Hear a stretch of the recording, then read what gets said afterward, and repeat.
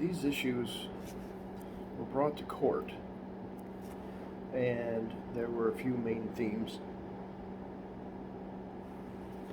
How dare you accuse people of fraud? There was, you obviously just want to invalidate, disenfranchise the votes of minorities, people of color, black people, that sort of thing. But the one that stuck was, you didn't complain before the election. Now, if they'd have complained before the election, they wouldn't have had any standing because it wouldn't have shown any harm.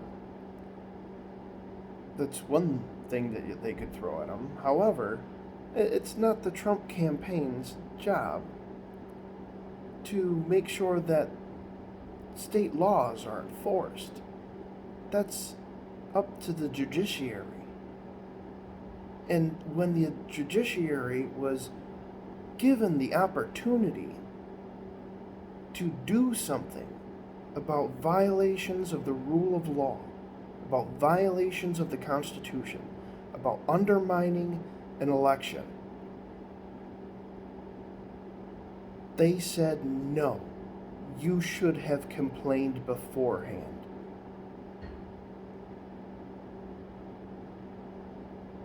That's what took place. Now, there were tons of bad ideas and conspiracy theories out there, but that is the rational argument. Let me explain why there was that QAnon crap.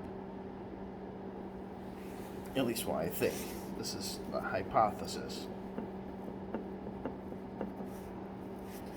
You limited everybody's speech right away when the election numbers started coming in and the media confirmed the vote count. Not the states, not the state governments, nobody with any real authority. The media decided that this was the count and this was what it was.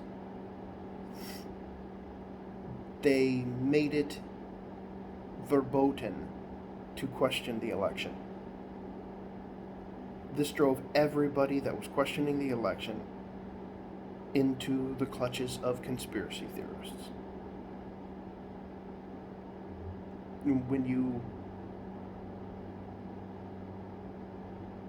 want to really, really destroy your opposition, you can put out disinformation that causes certain things. And what do you think the whole idea of, don't worry, this is all part of the plan, is? To me, it seems like nothing more than just to pacify you. Don't worry, everything's going to be okay. Everybody who needs to know all the good information, they already know it. You just need to sit back and watch it happen. What kind of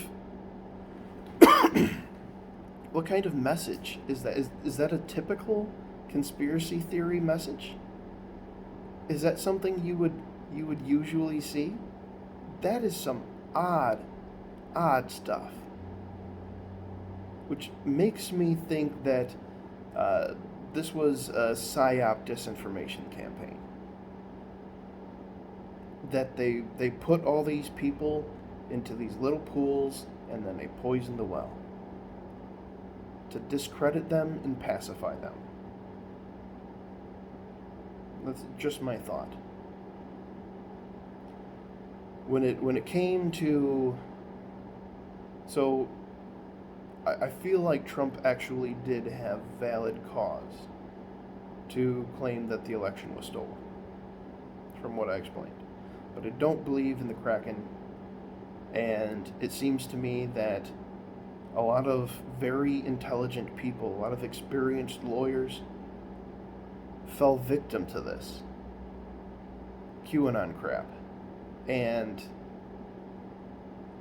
I think that it would almost have to be that there was some trusted sources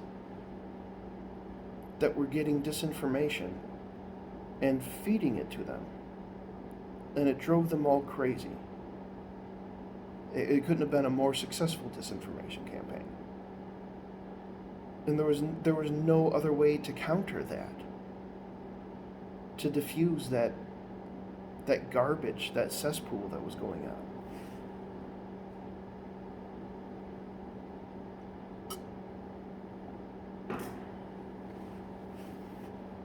Now, Trump had a speech while Congress was debating. I was watching the debate and very happy that my arguments were actually on the floor. That was good. I didn't like the idea that it probably wasn't going to change anything, but at least the points were being made. And then the people came in.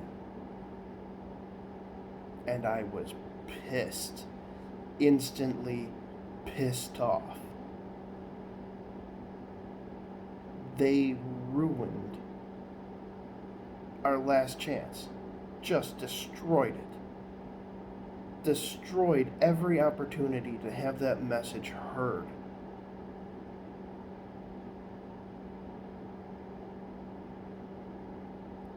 I condemn everything that they did, but at the same time, you have to consider what was going on for a moment. It was in the middle of Trump's speech. In the middle of it. And I'm not saying that I'm not saying that there was some kind of conspiracy theory that like a bunch of leftists got together and took over the Capitol to pretend like they were Republicans. I'm not saying that at all. No. It just seems like it was the most inopportune time, and at a time where you wouldn't have thought that they would have done that at that time. Like at that specific time. If they were protesting, they might have been following the speech, they might have been following the debate and heard some of the arguments being heard, and I don't see anything that was going on after looking back at Trump's speech what would have caused them to just snap and just go at it. Beforehand, Capitol Police were warned. Capitol Police, I believe, are run by the House.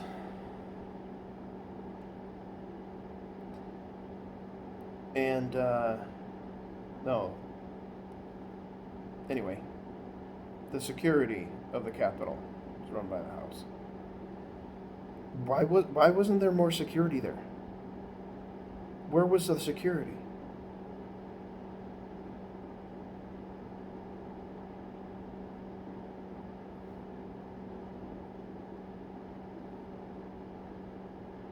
It's almost as though they were let in.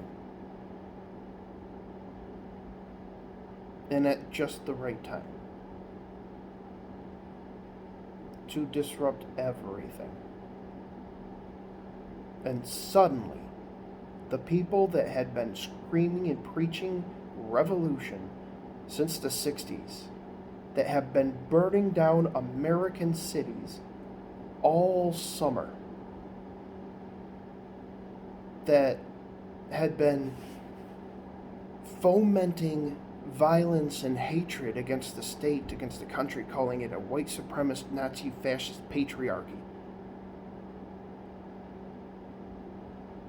Screaming that there's systemic racism, even though, like, the left essentially owns every American institution.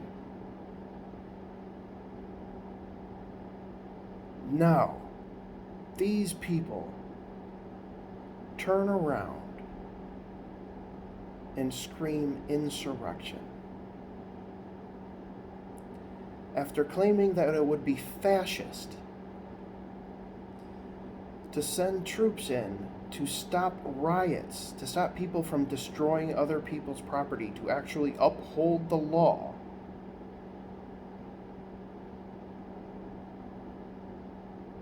that was supposedly fascist. Now, from a riot at the Capitol, they're going to scream insurrection. And they're going to use that to weaponize every American institution against their political opposition.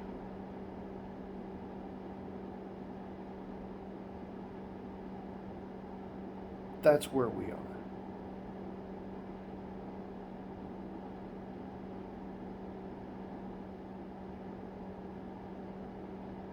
That's why people are upset.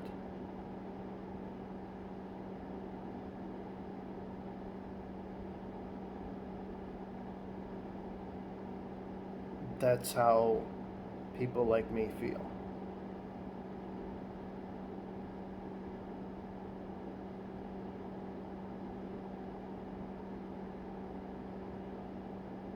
It breaks our hearts. Because we really, really love this country. We love our Constitution. We love freedom and liberty. Essentially, we're liberals in a classical sense.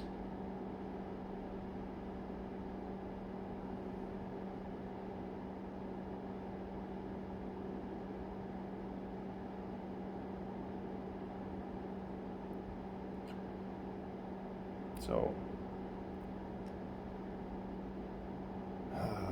that's depressing.